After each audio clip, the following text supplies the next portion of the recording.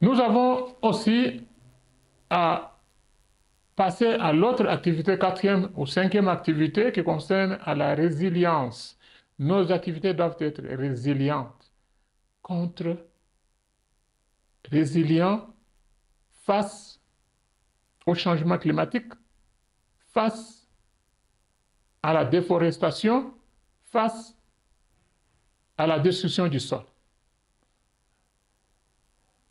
Ceci se comprend mieux lorsque nous pensons à l'utilisation de fertilisants chimiques qui sont fabriqués dans les industries, qui sont des éléments minéraux, et ces éléments, lorsqu'ils sont déposés dans le sol, ils créent une acidité du sol, parce que ces éléments n'ont pas de radicaux organiques. Les radicaux organiques sont, par exemple, le sulfate, le, les nitrates, le, le carbonate.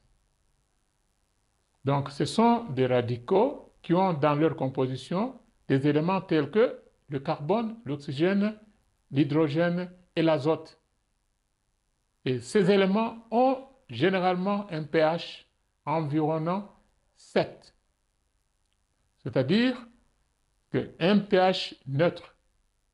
La plupart des plantes poussent entre 5,7 pH jusqu'à 7. Il y a quelques plantes seulement qui peuvent pousser en deçà de 5,7, tout comme il y en a qui peuvent aller au-delà de 7, mais elles sont très peu nombreuses.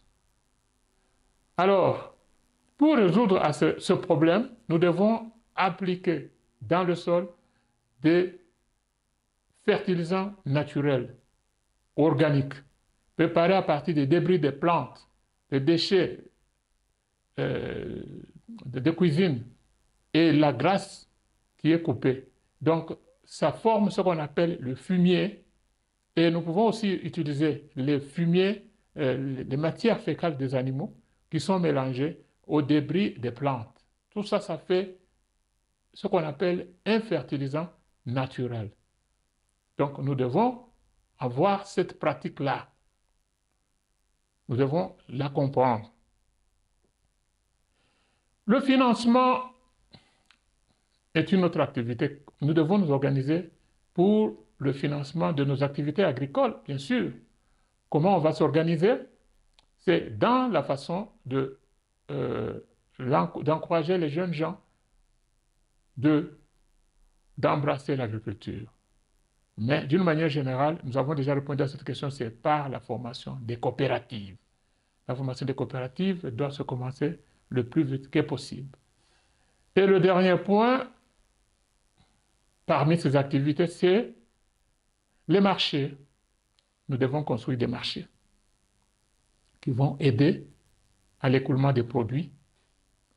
Et les États, les gouvernements doivent aussi faire un effort pour créer des marchés pour sa population.